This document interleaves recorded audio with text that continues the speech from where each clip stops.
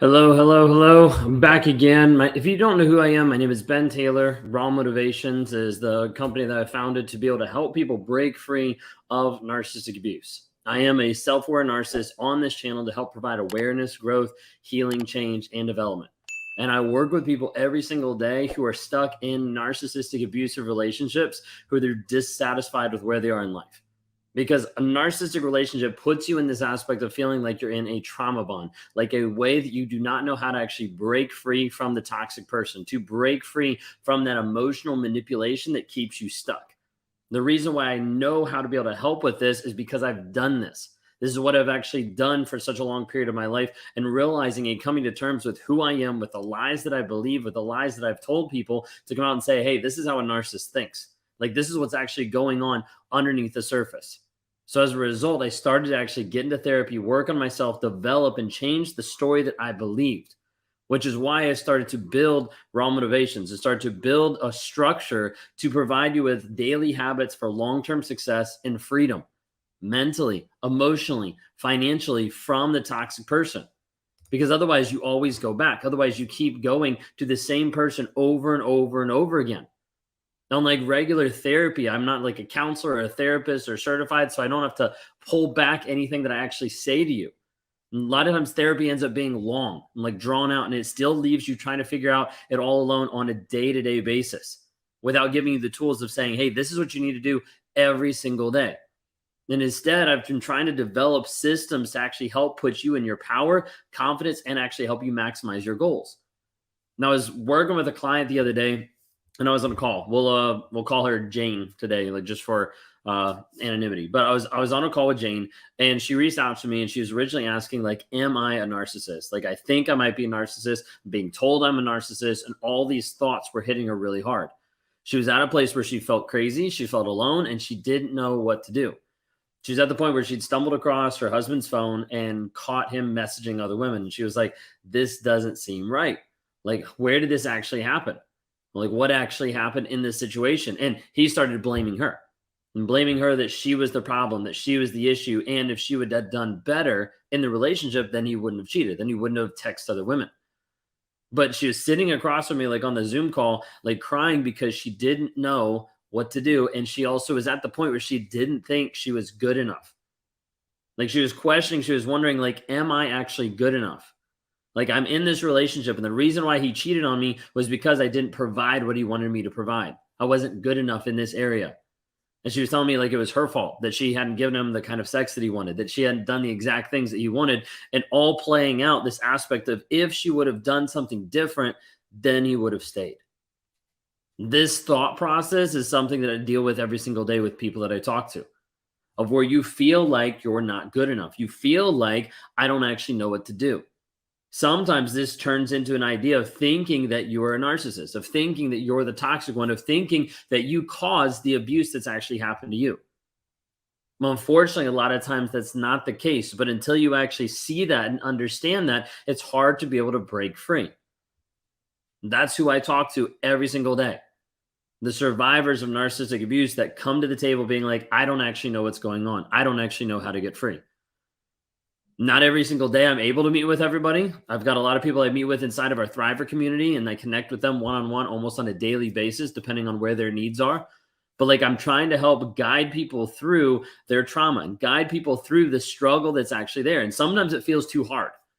It feels too hard for people to actually show up and do the work.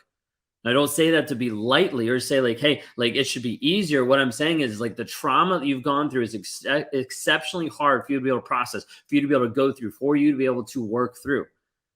So a lot of people run from it. They leave. They decide this isn't something that I want to do.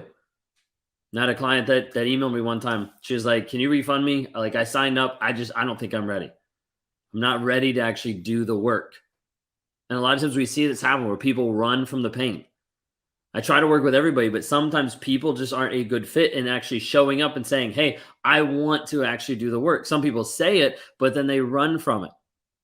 This is where it's a lot harder. This is why even getting into the Thriver community, we have to be very picky, because we want people that are actually pursuing that so passionately that they're not going to let up, that they're not going to stop.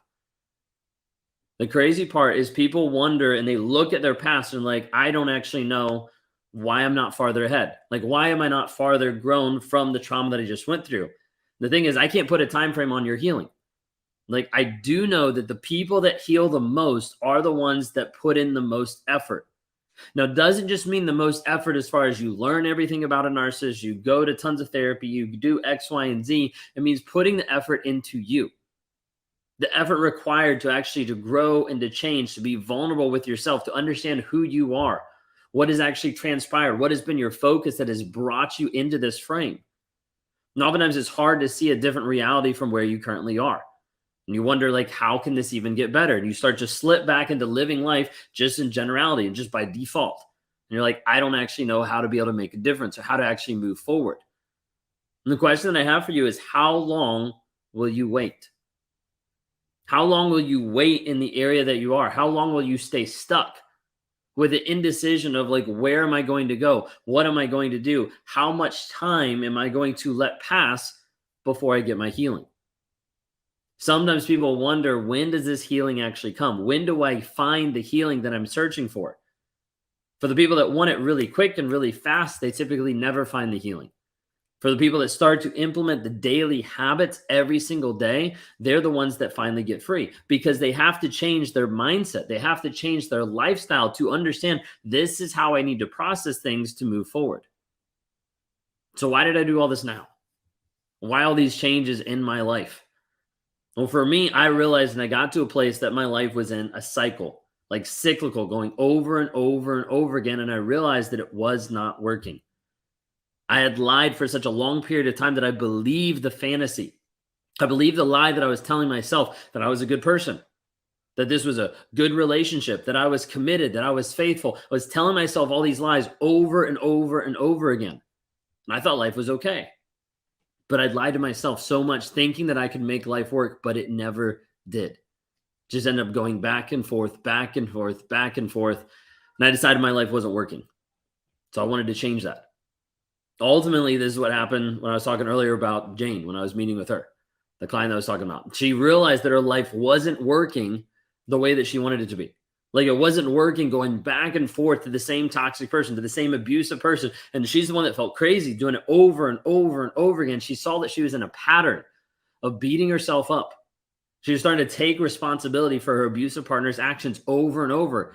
And as we started to work together, she was able to step into who she actually was and to be able to get free. Mentally, emotionally, physically, financially. And now she's thriving and moving forward, knowing who she is. A lot of times a narcissist will come after you, not because you're such an empathetic, caring person, but because you don't know who you are. And as a result, you don't have strong, healthy boundaries keeping you in the direction that you want to go. This is what I work with people every single day, to help you define a direction, to help you live a challenge-based lifestyle, saying, hey, I'm here. This is where I want to go. I don't know how I'm going to get there, but this is where I'm going. And then we work to actually show you the process and the plan on a day-to-day basis of how you get free from toxicity, of how you move forward from being broken and frustrated and hurt to a place where you're healed, happy, healthy, and whole, and saying, this is actually who I am. We see people that go through this process that they end up on the other side being like, I don't even think about that person anymore.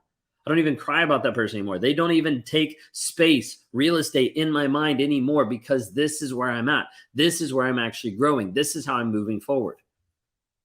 If you're in that place today and you want to work with me one-on-one, you can go to rawmotivations.com, or you can start your journey by clicking escapetoxicity.com. and start off with our 7-day challenge, just to understand a little bit more about narcissism, how we're actually trying to help people progress. I work with people one-on-one every single day in our Thriver community, helping people maximize who they are and the direction they want to go. So you can check that out, rawmotivations.com or escapetoxicity.com, to be able to start off your journey.